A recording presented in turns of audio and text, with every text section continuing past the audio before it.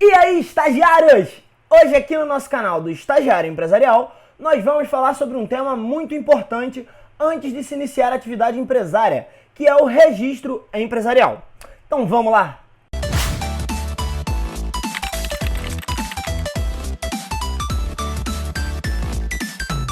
Todo mundo que pretende iniciar a atividade empresária deve, via de regra, antes do início dessa atividade, registrar-se na junta comercial do respectivo estado, para que essa atividade então seja considerada regular. E primeiramente, pessoal, é muito importante a gente fazer essa distinção doutrinária entre o empresário regular e o empresário irregular. Então dá uma olhadinha aí na tela. E é muito simples, pessoal. Enquanto o empresário regular tem o seu registro averbado na junta comercial, o empresário irregular, por outro lado, apesar de exercer atividade normalmente, ele não realizou o seu registro empresarial. Mas presta atenção aqui, ó. É importante que você saiba que ambos são considerados empresários para o direito brasileiro. Agora se concentra e olha aqui para o tio, porque eu vou te contar qual é a principal consequência do registro empresarial.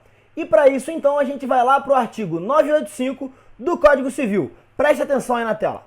A sociedade adquire personalidade jurídica com a inscrição no registro próprio e na forma da lei dos seus atos constitutivos. Isso mesmo, pessoal. A sociedade ela só vai adquirir a personalidade jurídica com o registro no devido órgão competente. E como a gente já viu lá no nosso estudo de número 2, a personalidade jurídica atua como uma espécie de defesa do patrimônio dos sócios, que não podem ter aí os seus bens pessoais atingidos por contas de dívidas da sociedade. Mas, por outro lado, se essa sociedade ela não realiza o seu registro no devido órgão competente, ela não adquire a personalidade jurídica, deixando então os sócios desprotegidos, pois é a própria personalidade jurídica que impõe aí essa limitação das responsabilidades dos sócios. Quer entender melhor? Então dá uma olhadinha no nosso exemplo. Eduarda e Maurício se unem para iniciar uma sociedade, que será um salão de beleza. Eles iniciam a atividade em janeiro de 2017, no entanto não realizam o registro. O salão de beleza segue funcionando normalmente e em novembro de 2017 eles resolvem registrar a atividade na junta comercial.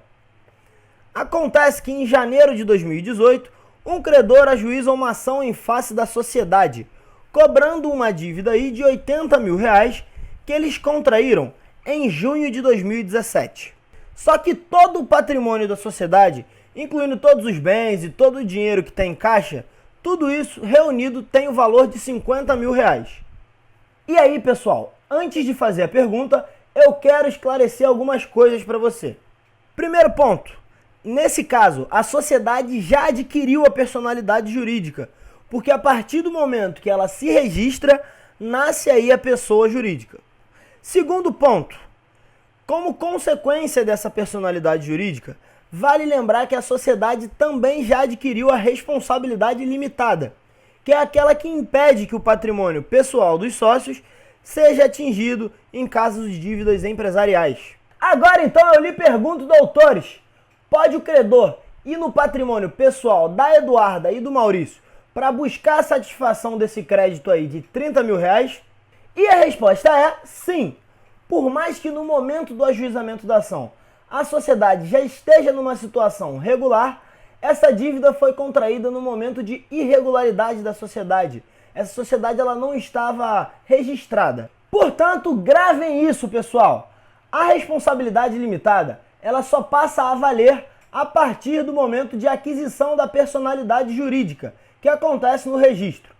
Qualquer momento anterior ao registro é um momento de desproteção do empresário, onde ele terá que responder pessoalmente com o seu patrimônio por dívidas contraídas no âmbito empresarial.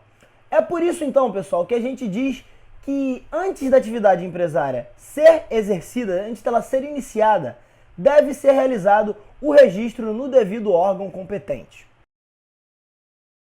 Quando a gente fala de natureza jurídica do registro, ela pode ser declaratória ou constitutiva.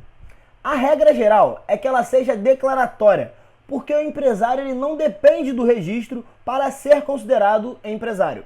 Quando nós vimos o conceito de empresário lá no nosso estudo de número 1, a gente aprendeu que basta que se pratique a atividade descrita no 966 do Código Civil para que a pessoa seja considerada empresária. Ou seja, se ela exerce atividade, ela é empresária, independentemente do registro. O registro, então, ele via de regra tem sua natureza declaratória, porque declara ao mundo jurídico que determinada pessoa é empresária. A pessoa, então, que não tem o registro, ela ainda assim será considerada empresária, porém de maneira irregular. Para a gente entender bem isso daí, é muito fácil a gente fazer uma equiparação com a pessoa natural. A pessoa natural, quando ela nasce, ela ainda não está registrada no registro das pessoas naturais. Ainda assim, ela já é considerada uma pessoa. A mesma coisa acontece com o empresário. Basta que ele pratique a atividade empresária, que ele já será considerado empresário, independentemente do registro. Por outro lado, tem sempre aquela exceção, né? Então vamos dar uma olhadinha em quando o registro tem natureza constitutiva e não declaratória. E essa hipótese acontece somente em um único caso, que é o caso dos profissionais rurais, que nós já vimos lá no nosso estudo de número 3, por volta dos 5 minutos e 30 segundos. Você vai para lá que você vai conseguir entender de uma maneira mais completa o que eu estou dizendo. Mas basicamente, o profissional rural ele é o único que pode decidir se ele vai ser considerado empresário ou não. Aqui nós voltamos a uma situação que nós já vimos também no nosso estudo de número 3. E ela diz respeito à natureza da atividade. O local de registro ele acontece de acordo com a natureza da atividade exercida. Se essa atividade, então, ela é de natureza simples, o registro deverá ser feito no RCPJ, que é o Registro Civil das Pessoas Jurídicas. Mas se a atividade, por outro lado, é de natureza empresária, o registro deverá ser realizado, então, no RPEM, que é o Registro Público de Empresas Mercantis, que fica a cargo aí das juntas comerciais de cada estado. A finalidade do registro, segundo a Lei do Registro de Empresas, é a seguinte: dar garantia, publicidade, autenticidade, segurança e eficácia aos atos jurídicos das empresas mercantis. No entanto, o quesito que a gente tem que dar o maior enfoque aqui é o da publicidade. Quando nós falamos de publicidade no registro empresarial, significa que qualquer ato levado a registro pelo empresário passa a ser uma informação pública. Isso porque a consulta ao acervo das juntas comerciais ela é pública, podendo qualquer pessoa, então, buscar informações sobre determinado empresário que lá esteja registrado. E o que vocês precisam saber aqui é o seguinte: se o empresário ele pratica algum ato de grande relevância e não leva a registro, esse ato não foi publicizado. Portanto, então, ele não poderá ter validade contra terceiros. E o raciocínio é muito simples. Se o terceiro ele não tinha como saber que esse ato foi praticado, ele não poderá ser prejudicado por esse ato. Então grava isso na cabeça, pessoal. Se o ato ele não foi levado a registro, ele não terá validade contra terceiros. E isso é uma coisa que a doutrina chama de oponibilidade a terceiros. A gente já viu aqui que o empresário deve, via de regra, realizar o registro antes de iniciar a atividade. No entanto, lá vai uma pergunta.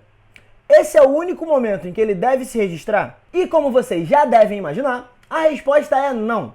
Existem vários outros atos que devem ser registrados na junta comercial caso o empresário os pratique. Geralmente esses atos são aqueles que têm importância estrutural para o negócio, como vai ser aí a alteração no capital social, mudança no quadro societário, transformação, fusão, essas coisas que têm uma importância estrutural para o exercício da atividade empresária deverão ser registradas na junta comercial. Então hoje nós ficamos por aqui, estagiários.